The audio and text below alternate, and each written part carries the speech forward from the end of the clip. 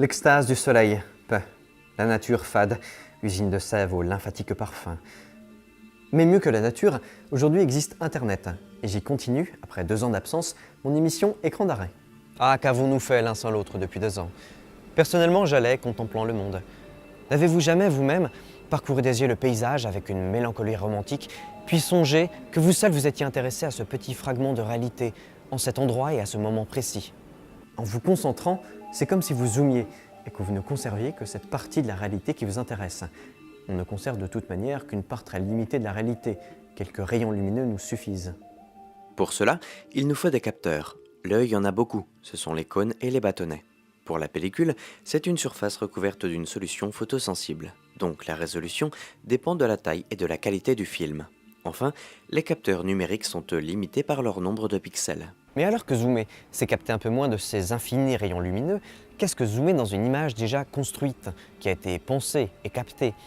Eh bien, ce n'est plus construire une image du réel, mais bien construire une image d'après une image. C'est pénétrer cet univers virtuel pour mieux le donner à voir. Il faut alors couper dans l'image. Sacrilège pour certains. Hérétique! Au bûcher! Notamment les youtubeurs, qui sont les saltimbanques de la vulgarisation. Et moi, avec Écran d'arrêt, j'en suis un youtubeur. Et précisément, je zoome sur ces images prédécoupées. Et on m'associerait à un de ces saltimbanques. Alors, ça va saigner.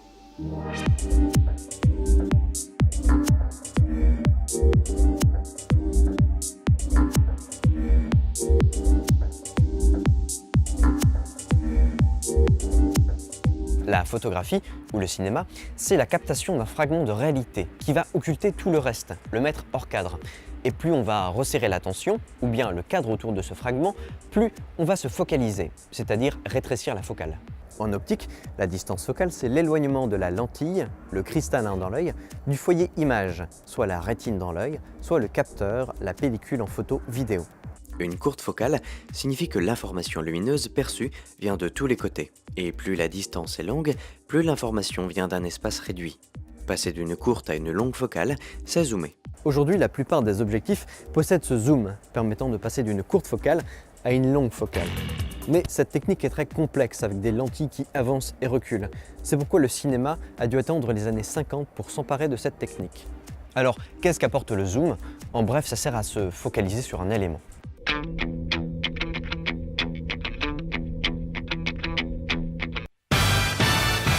Pour ça, on pourrait simplement s'avancer vers cet élément, avec un travelling par exemple. Oui, mais en changeant la focale, on va beaucoup plus se concentrer sur cet élément. On va en modifier la perception et l'isoler de son environnement. Filmons Justine en courte focale, puis en longue focale, à même échelle.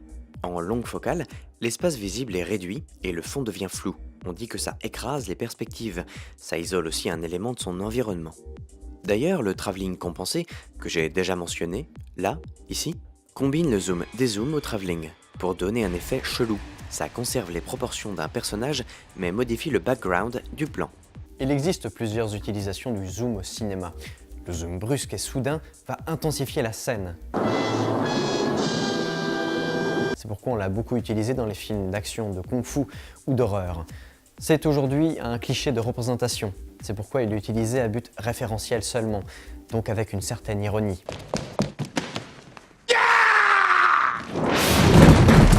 Mais le zoom, c'est surtout la focalisation du regard.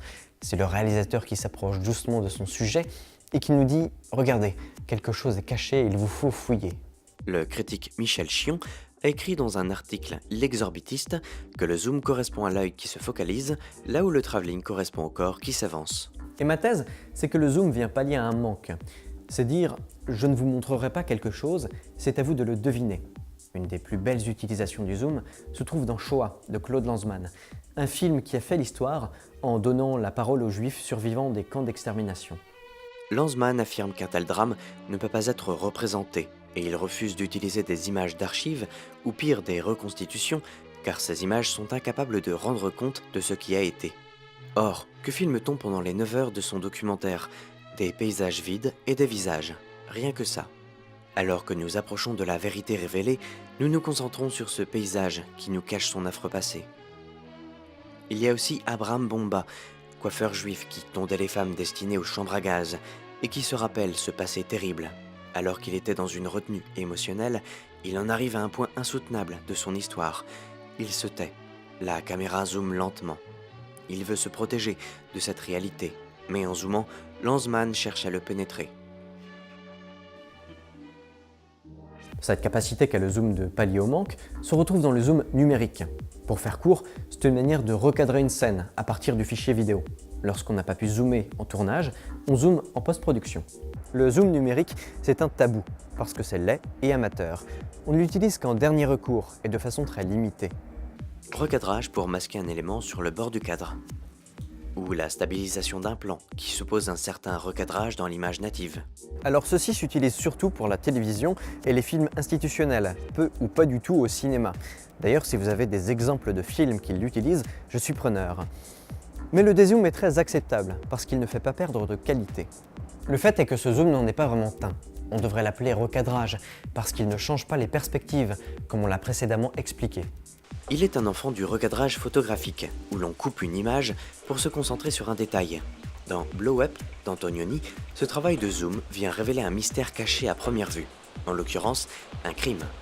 Vous vous en doutez, on ne peut pas agrandir à l'infini, car ça détériore la qualité du fichier. Il n'y a que dans les films hollywoodiens où l'on peut agrandir et améliorer la qualité à l'infini. Le fameux Zoom and Enhance, convention devenue cliché caricaturé. Or, aujourd'hui, on voit du zoom numérique partout.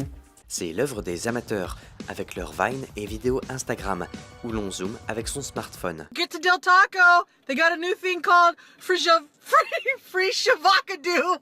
Free shav. Mais les plus grands utilisateurs de cette technique sont les youtubeurs, espèces invasives et sans budget. On zoome en post-prod parce qu'on n'a pas zoomé en tournage. Soit qu'on n'a pas préparé son découpage technique, soit qu'on n'a pas du tout de cadreur. Mais ça veut dire aussi qu'il y a plus de spontanéité et que le zoom vient répondre aux impensés du tournage. Il y a le zoom classique, lent, celui qui anime un peu le cadre, mais sans intention particulière. Chez Ian Carter, de l'usine à mème iDubbbz, I'm gay. la caméra est un ovni qui parcourt l'écran.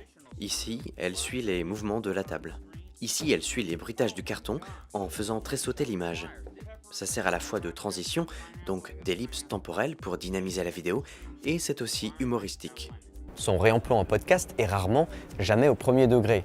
Soit qu'on n'assume pas forcément son utilisation pour un contenu vulgarisateur, soit qu'il vient faire rupture avec les conventions de représentation, en magnifiant un élément physique, le visage, de façon incongrue, comme une pénétration dans l'intimité qui accentue chaque micro-expression.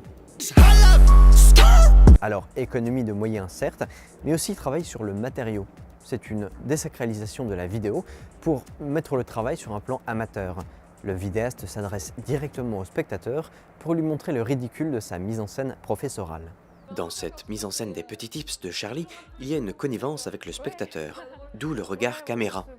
En plus, l'ajout d'un texte sur l'image pour bien préciser l'intention, ce qui fait du zoom une innovation technique parmi d'autres. Autre innovation, là par exemple, Charlotte fout la vidéo à l'envers. La pratique est désormais acceptable, bien qu'amateur. Ça dit quelque chose de la transformation du média vidéo. Le podcast, c'est souvent l'œuvre d'une seule personne, qui ne maîtrise pas tous les aspects de la création. Un peu de tout, juste assez. Certains contenus vidéo qui revendiquent leur professionnalisme, Chroma par exemple, n'y ont pas recours. Tandis que Michael Stevens, qui cherche à conserver son aspect léger, burlesque, fait main, va continuer à l'utiliser dans ses vidéos Vsauce ou Dong, alors qu'à côté, il écrit et joue dans l'émission Mindfield, payante, au budget conséquent, voire beaucoup trop cadré. L'émission est conçue de la même façon qu'un programme télévisé, alors qu'elle passe sur YouTube. C'est, je trouve, une mauvaise utilisation du média. On voit dès lors qu'il y a un vrai charme à conserver cet aspect amateur. Dans un article du New York Mag, Brian Feldman fait l'apologie de cette technique.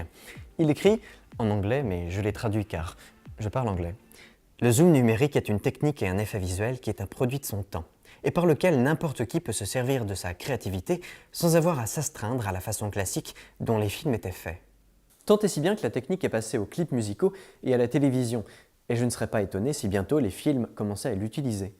Une utilisation parfaite se trouve dans les clips du supergroupe de funk Vulfpeck.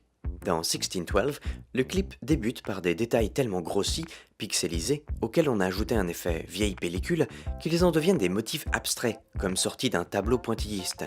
Car le zoom sépare des zones dans l'espace filmé, le montage est rendu possible. On alterne des plans qui appartiennent originellement au même plan.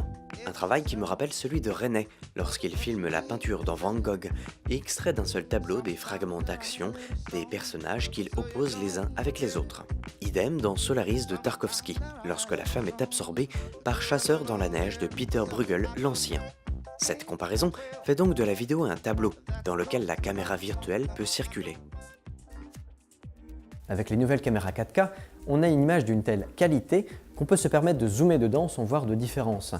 Mais c'est une utilisation masquée du zoom, qui est très différente de celle dont je parle, qui est esthétique, presque poétique. Dans My First Car, le plan est scindé en post-prod pour magnifier une partie des éléments du cadre, type une tête, un instrument, ceci de manière grossière et visible. Un split screen sur une basse crée une continuité en conjuguant deux résolutions. Jeu sur l'aspect spéculaire de l'image, dédoublé en haut et en bas pour créer une carte à jouer, avec un roi qui ressemble à Lord Farquaad dans Shrek. Le zoom numérique, au départ motivé par une contrainte, est devenu principe esthétique, notamment pour s'adresser au public. Certains l'ont bien compris en l'utilisant pour la télévision. Le Eric Andre Show est un hilarant méli-mélo burlesque et absurde. Il passe sur la chaîne Cartoon Network et alterne entre interviews décalées d'invités mal à l'aise et sketchs en caméra cachée. L'aspect amateur est totalement assumé, ce qui rend son show plus véritable. And what I like about what I like about your talk show is that you do not seem to care. Yes. Like professionally, you don't care at a professional level. That is part of my strategy. On a l'impression d'assister à de vrais moments de gêne, à du spectacle pur et non organisé. De plus, le montage joue un rôle essentiel dans ces sketchs. Why did you do that? I can't remember my Gmail password.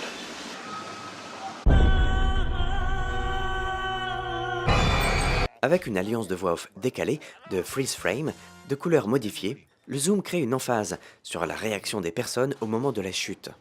Encore une fois, pour se mettre à leur place, qu'est-ce qui se passe vraiment dans leur tête à cet instant? On se rapproche plus de YouTube Poop que de la traditionnelle caméra cachée. Et je suis très heureux de voir de telles innovations bouleverser le paysage audiovisuel, parce qu'elles disent quelque chose de l'appropriation du média par les créateurs amateurs. Si le zoom numérique peut paraître laid, il faut se rappeler les mots du compositeur Brian Eno, cité dans l'article précédemment mentionné, et que j'ai aussi traduit. Ce que vous trouvez aujourd'hui de bizarre, de moche, de dérangeant et d'impropre à propos d'un art deviendra probablement sa signature. À la bonne heure, youtubeur, n'ayez plus peur, vous créez le futur esthétique du média vidéo. Ne laissons donc plus aux salles obscures le privilège de gouverner l'art vidéo, car le cinéma classique et ses techniques sont comme des rites, jalonnés de sales bibliothèques qui ont voûté mes 20 ans, m'ont tari de cher goût. Ferai-je l'oasis d'une technique nouvelle fondante au rendez-vous?